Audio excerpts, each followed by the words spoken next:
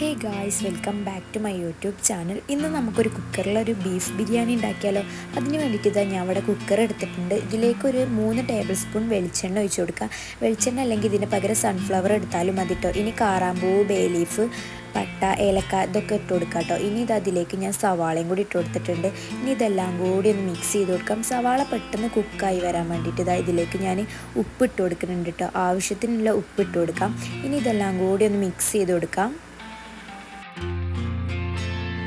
ഇഞ്ചി, വെളുത്തുള്ളി, ചെറിയുള്ളി, പച്ചമുളക്, കറിവേപ്പില ഇതെല്ലാം കൂടി ചതച്ചതാട്ടോ. അതും കൂടി ഇട്ട് കൊടുത്തിട്ടൊന്ന് മിക്സ് ചെയ്ത് കൊടുക്കാം.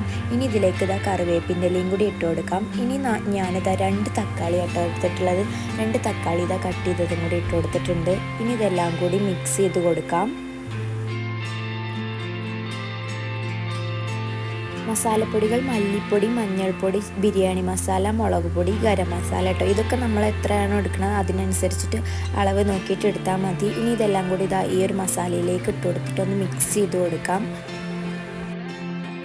ഞാനിതാ ഇതിലേക്ക് തൈരും കൂടി ഒഴിച്ച് കൊടുക്കുന്നുണ്ട്. എന്നിട്ട് ഇതെല്ലാം കൂടി ഒന്ന് മിക്സ് ചെയ്ത് കൊടുക്കാം. കഴുകി വൃത്തിയാക്കി വെച്ച ബീഫ് ഇട്ട് കൊടുക്കാം.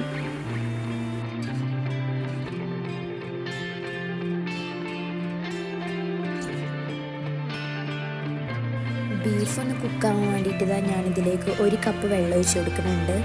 ഇനി ഇതാ കുക്കറൊന്ന് മൂടി വെക്കാം. അങ്ങനെ ഇതാ നമ്മുടെ ബീഫൊക്കെ വെന്തതിന് ശേഷം ഇതിലേക്ക് ഞാൻ അരി ഇട്ട് കൊടുക്കാം കേട്ടോ. ഞാൻ 1 ഗ്ലാസ് അരിക്ക് 1.5 കപ്പ് വെള്ളം അങ്ങനെ ആട്ടോ എടുത്തിട്ടുള്ളത്.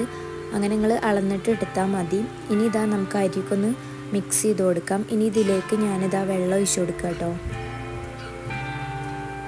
കുക്കറൊന്ന് അടച്ച് വെച്ചത് 2 വിസിലാവുമ്പോൾ നമ്മൾ അടിപൊളിയായിട്ടുള്ള ബീഫ് ബിരിയാണി ഇവിടെ റെഡിയാവും. നമുക്ക് നോമ്പൊക്കെ തുറക്കുമ്പോൾ കഴിക്കാൻ പറ്റിയ അടിപൊളിയായിട്ടുള്ള ബീഫ് ബിരിയാണി കേട്ടോ. പെട്ടെന്ന് തന്നെ ഉണ്ടാക്കും ചെയ്യാം. വീഡിയോ ഇഷ്ടമാവുകയാണെങ്കിൽ ലൈക്ക് ചെയ്യുക, ഷെയർ ചെയ്യുക, സബ്സ്ക്രൈബ് ചെയ്യുക, കമൻറ്റ് ചെയ്യുക.